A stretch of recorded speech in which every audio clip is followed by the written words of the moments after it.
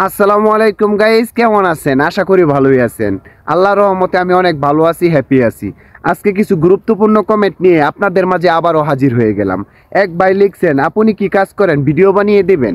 ইনশাল্লাহ ভাই, আমি যে কাজ করি সেই কাজের ভিডিও বানিয়ে আপনাদেরকে দেখাবো। আমার কোনো সমস্যা নাই ভাই।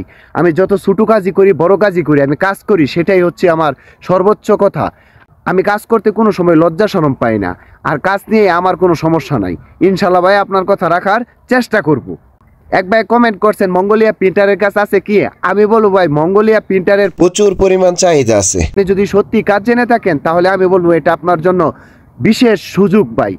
যারা কনস্ট্রাকশন সাইটের কাজ জানেন তাদের কোনো কমেন্ট করার প্রয়োজন নাই, আপনারা ফাইল জমা দিতে পারেন নিঃসন্দেহে ভাই। মঙ্গোলিয়া গভর্নমেন্ট ট্যাক্স কেটে নেয় 21%, সেটা কি কোম্পানি থেকে দেয় নাকি নিজেকে দিতে হয়? ভাই সুন্দর একটা প্রশ্ন করছেন, আপনার প্রশ্নের আনসারটা দিতেছি, একটু মনোযোগ সহকারে আমার কথাগুলো শোনার বোঝার চেষ্টা করবেন, কারণ অনেকেই ভুল বোঝেন, কথাগুলো বুঝতে পারেন না।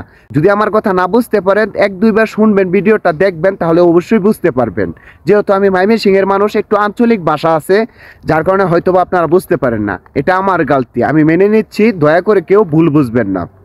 মঙ্গোলিয়া থাকার জন্য যে ট্যাক্সগুলো আছে, এই ট্যাক্সগুলো দুইভাবে দেওয়া হয়। এক হচ্ছে আপনার কাছ থেকেও কেটে নিতে পারে, দ্বিতীয়ত হচ্ছে কোম্পানিও দিতে পারে। এটার জন্য আপনার অবশ্যই কন্ট্যাক্ট পেপার থাকতে হবে। কন্ট্যাক্ট পেপারের মধ্যে উল্লেখিত থাকতে হবে ট্যাক্স কে দিবে, আপনি দিবেন নাকি কোম্পানি দেবে।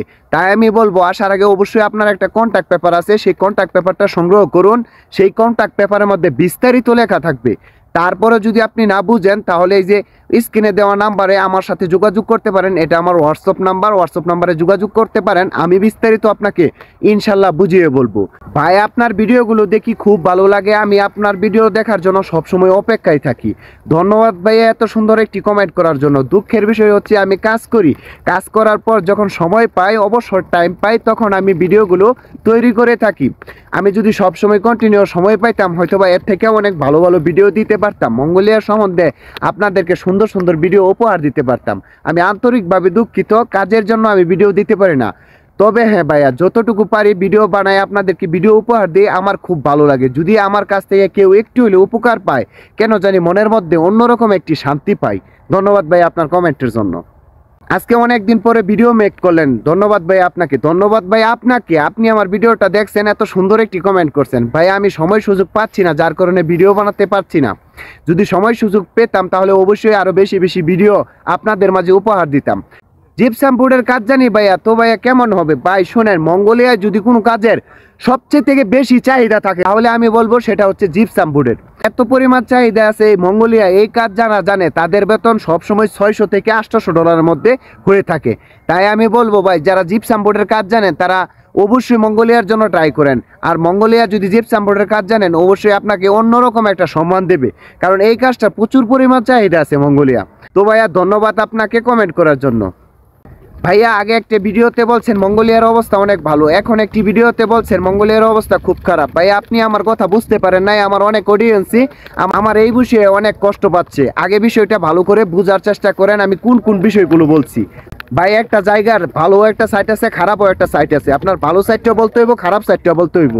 আমি যখন দুই একটা খারাপ সাইট তুলে ধরছি, তখনই কি আমি খারাপ হয়ে গেলাম? বিষয়টা এরকম না, আপনাকে বুঝতে হবে। আমি একটা ভালো সাইট যখন তুলে ধরছি, একটা খারাপ সাইট তুলে ধরার অধিকারও আমার আছে। যখন আমি খারাপ সাইটটা তুলে ধরছি, আপনাকে বুঝতে হবে এই ভুলগুলো করা যাবে না। কোন কোন ভুল? আপনি ট্যুরিস্ট বিষয়ে এসে যদি কাজ করতে চান, তাহলেও আপনি সমস্যার মধ্যে পড়বেন।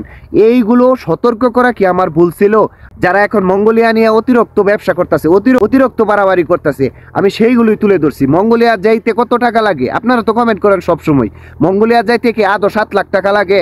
অনেক ভাই বেড়াদার আছেন 7 লাখ টাকা দিয়েও মঙ্গোলিয়া আসছেন, কিন্তু ভাই এত টাকা কেন লাগবে মঙ্গোলিয়া আসার জন্য? আমি এই কথাগুলো তুলে ধরছি। এগুলো কি আমার ভুল ছিল? এগুলো কি আমার অপরাধ ছিল? আপনারা আমার কথাগুলো আগে বোঝার চেষ্টা করবেন। যেগুলো আমি বলে থাকি সমস্তটাই আপনাদের উপকারের জন্য।